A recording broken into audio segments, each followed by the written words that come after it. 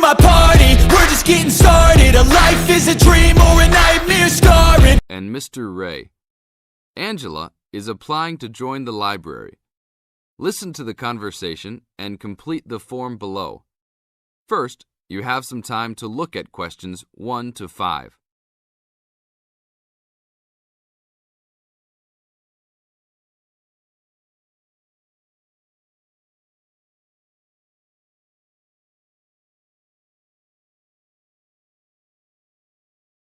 Now we shall begin.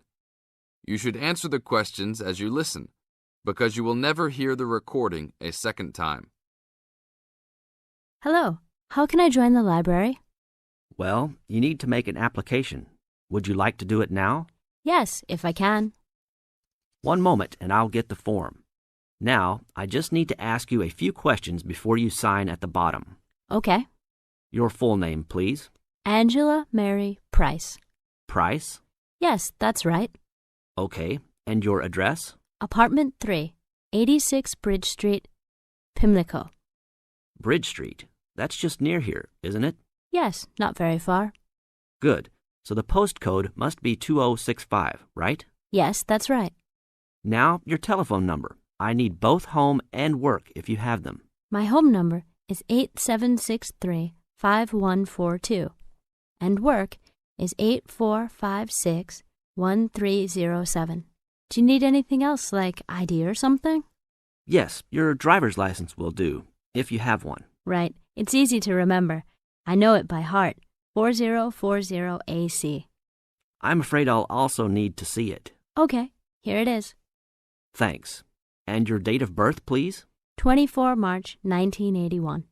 Okay, thanks. That's the most important part completed. But if you don't mind, I'd also like to ask you a few questions for a survey we're conducting. Yes, that's okay. Now you have some time to read questions 6 to 10.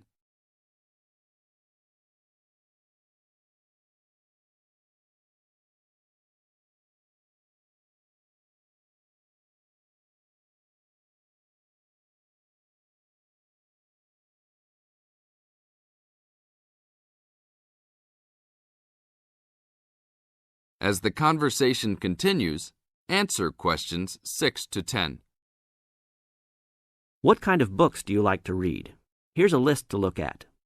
Oh, it varies from time to time, but I always like to relax and learn about other countries I might visit one day. I don't like anything too heavy or serious, unless it's about animals or the environment.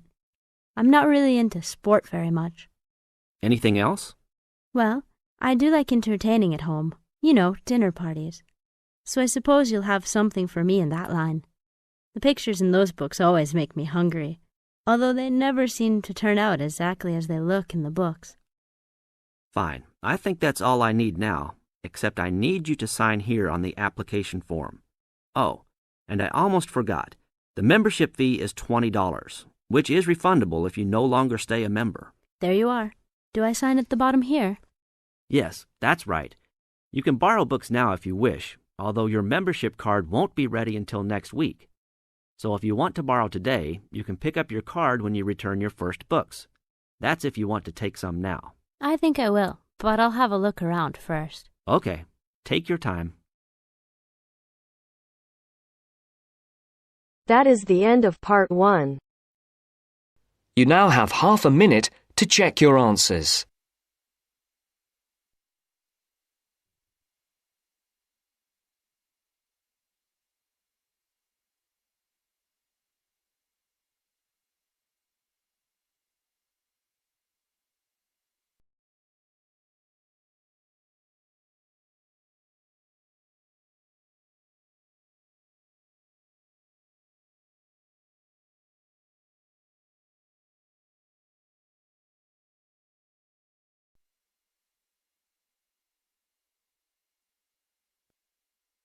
Now turns to part 2. Part 2. You will hear a recorded message giving information about an animal park. First, you will have some time to look at questions 11 to 15.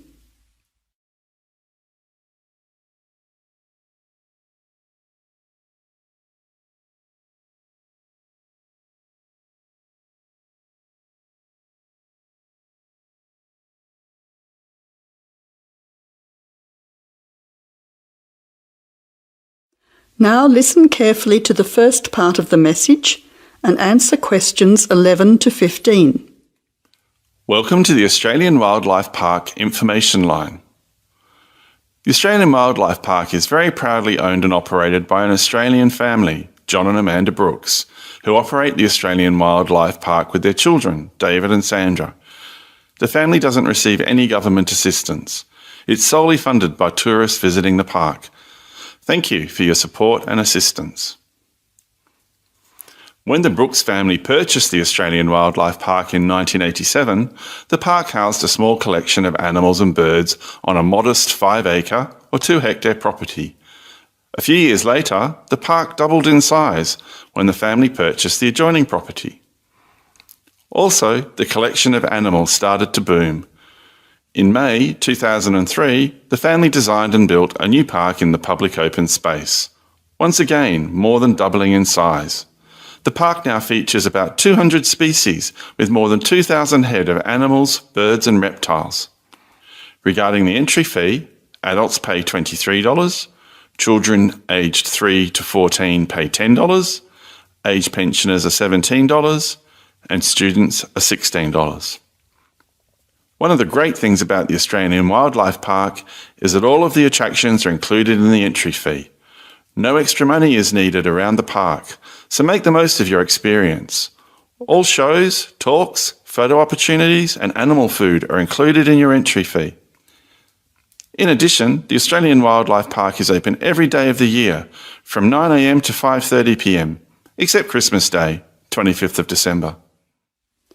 Before the final part of the message, you now have 20 seconds to look at questions 16 to 20.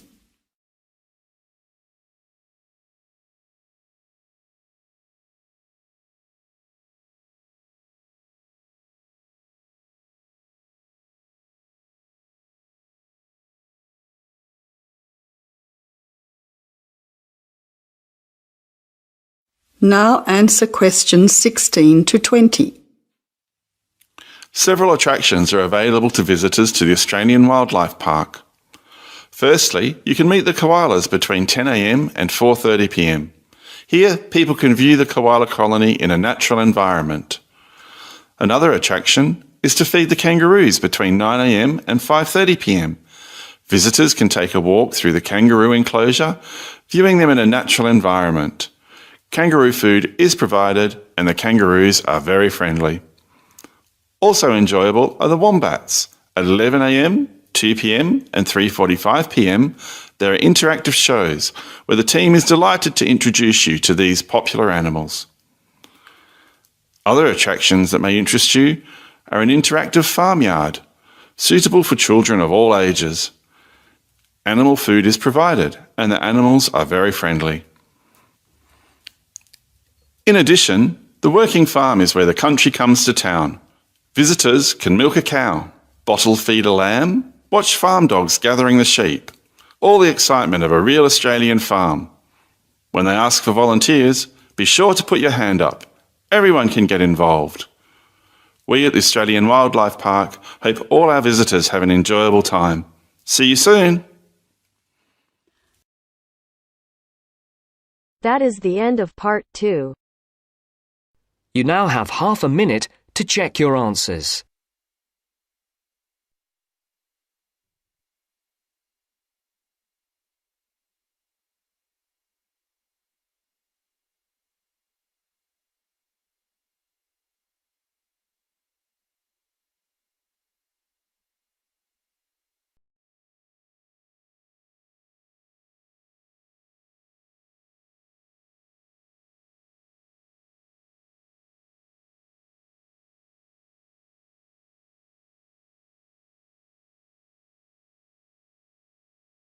Now turns to part 3.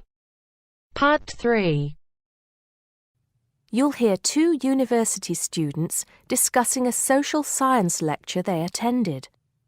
First, you have some time to look at questions 21 to 24.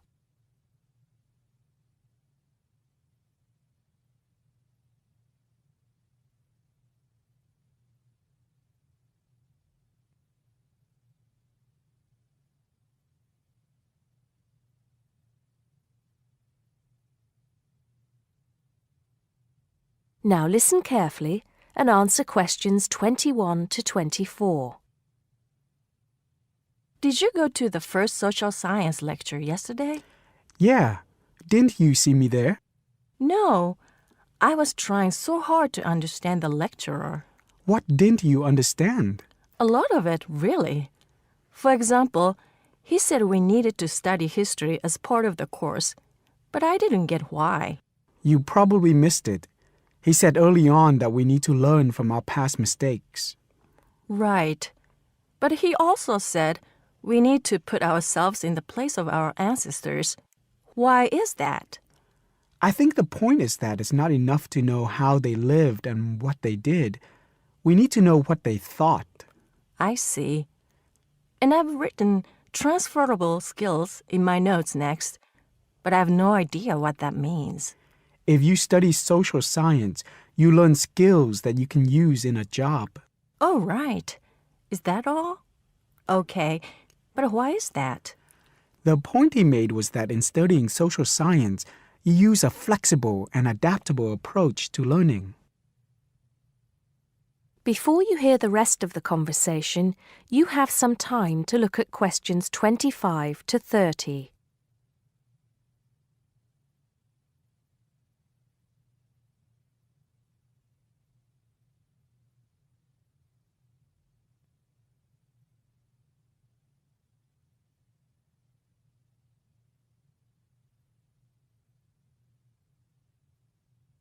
Now listen and answer questions 25 to 30. He also kept mentioning all the other subjects we will need to study as part of the course. I didn't write them all down, did you? Some of them. I think I can make sense of my notes. The first one was anthropology, which he said would cover prehistory and archaeology as well. Okay. Then there's economics. I wrote down that this was not meant to mean that we will spend all our time looking at economic theory, but more that we need to see how humans behave. That's good. I don't think I could handle economic theory. He said something about education too, didn't he? Yeah. He said we'll be looking at how cultural information is handed down from one generation to the next through teaching children. He said we'd be focusing on geography too, but I can't really remember which aspects. Can you? I noted it down, I think. Here we are, yes, particularly in relation to urban planning. It's law that I got confused about. I didn't understand why he linked that to economics. I think he meant that laws affect the way wealth is distributed. That makes sense. Now, what are the science wars? Okay, I did get that. The science wars are about how social science collects information. In sociology and social work, and in social science generally, they can only study patterns of behavior and observe. If you compare that to the way scientists work in physics or chemistry, it's very different because they use specific experiments that can be tested and which give concrete answers. Social studies is often accused of being unscientific. That's all. Okay. But it still looks like a good course, doesn't it? You don't have any regrets, do you? None at all. I'm looking forward to it. That is the end of part 3. You now have half a minute to check your answers.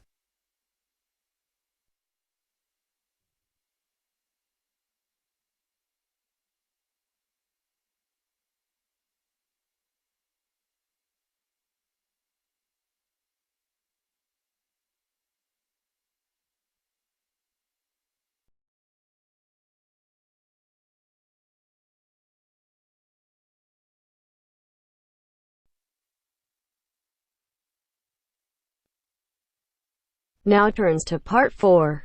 Part 4. You are going to hear a conversation between two students about studying abroad.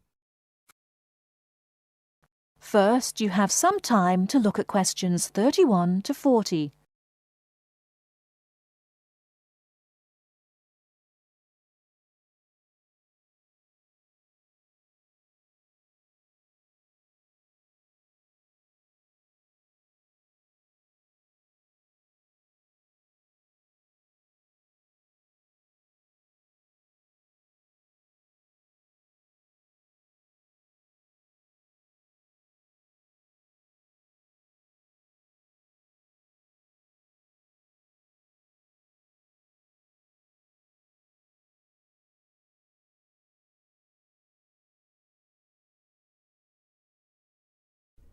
Now, listen carefully and answer questions 31 to 40.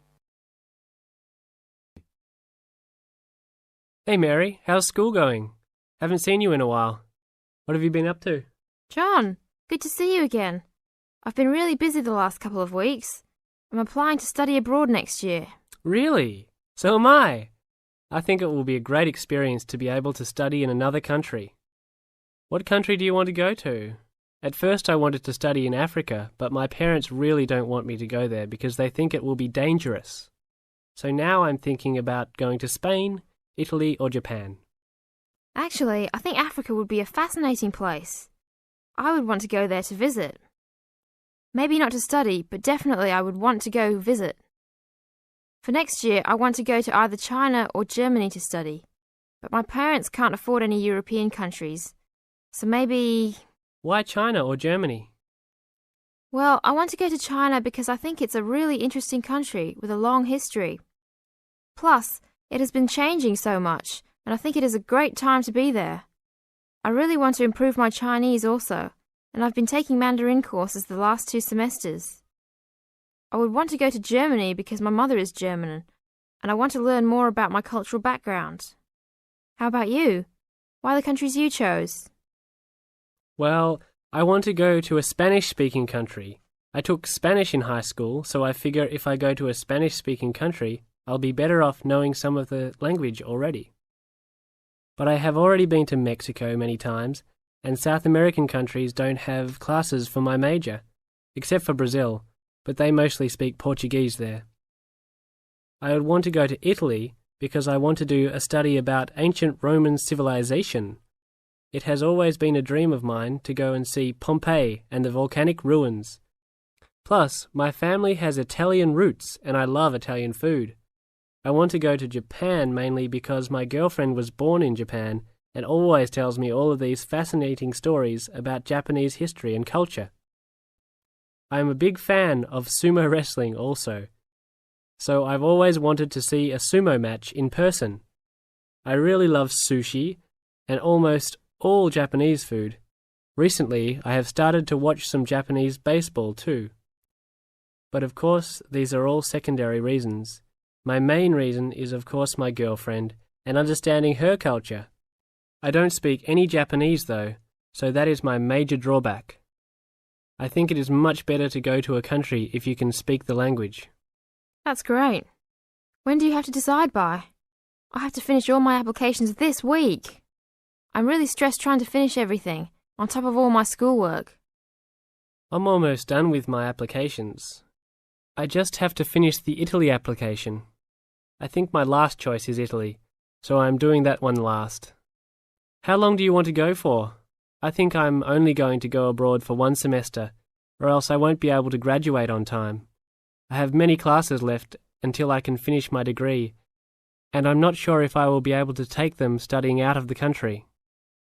I think I might be able to study in Spain because my Spanish is fluent, but definitely not in Italy or Japan, unless they have classes offered in English. I want to go for a year. I've heard that it's better to go for a year because you get a full experience and get a better grasp on the language. But I understand that most people can't finish their degree in time. It was hard trying to decide which country I would rather go to, but I think my first choice is to go to China. I know Germany will be great also. Either way, I will be thrilled to have the opportunity to study there. What's your first choice? I really don't have one. Actually, I think I'm like you. Just being able to study in another country will be great. Either Japan or Spain will be awesome. Italy will be awesome too. But I've been there a bunch of times, so I think I prefer to go somewhere else. Sounds exciting. We'll have to go to class now. It was great talking to you again. See you around next time? Yeah, sure. See you around. Hope that everything goes well. That is the end of part 4. You now have half a minute to check your answers.